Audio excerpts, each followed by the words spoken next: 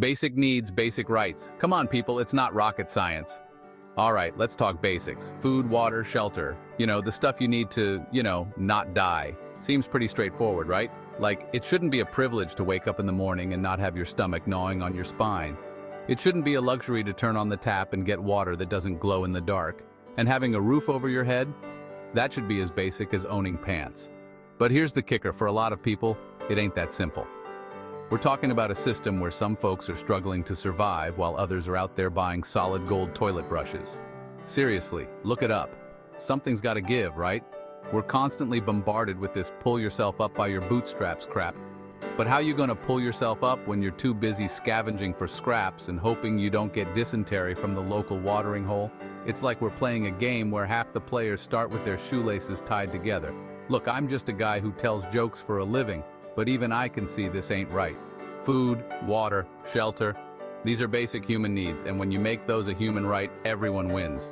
Except maybe the toilet brush industry. Organic ain't a bad word. Mother Nature knows best. Okay, let's talk about food. And I don't mean that processed, chemically enhanced, glow-in-the-dark crap that passes for food these days.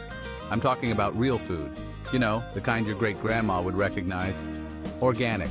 Yeah, I said it. The O word. Look, I get it.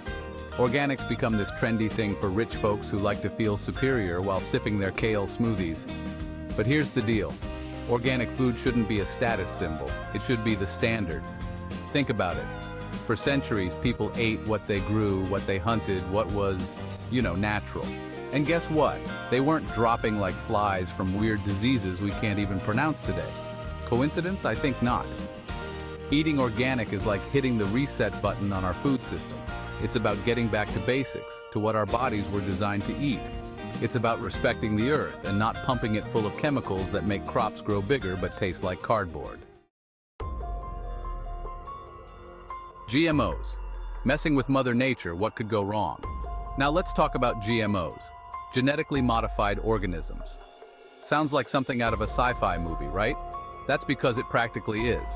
We're talking about scientists messing with the very building blocks of life, splicing and dicing genes like they're editing a bad stand-up routine.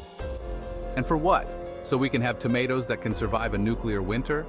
Look, I'm all for progress, but at what cost? We're messing with stuff we don't fully understand, and the long-term consequences are about as clear as a politician's promise. Some folks say GMOs are the answer to world hunger. But come on, you really think the problem is a lack of food, not a lack of access to it? We're throwing technology at a problem that requires a hell of a lot more empathy and a lot less tinkering in the lab. And here's the kicker. We don't even know the full extent of how GMOs are affecting our health. Allergies, digestive issues, who knows what else.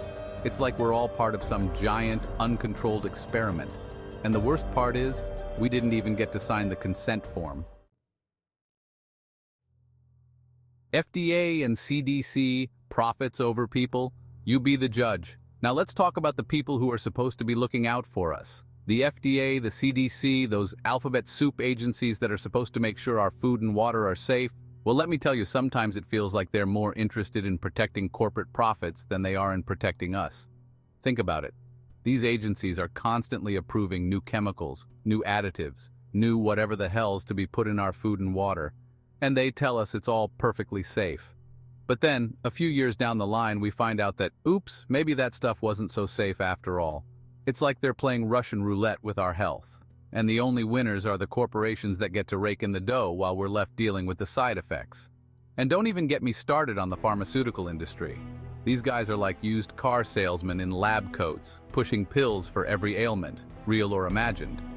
We need more transparency, more accountability, and less cozying up to the very industries they're supposed to be regulating. It's time to put the public back in public health.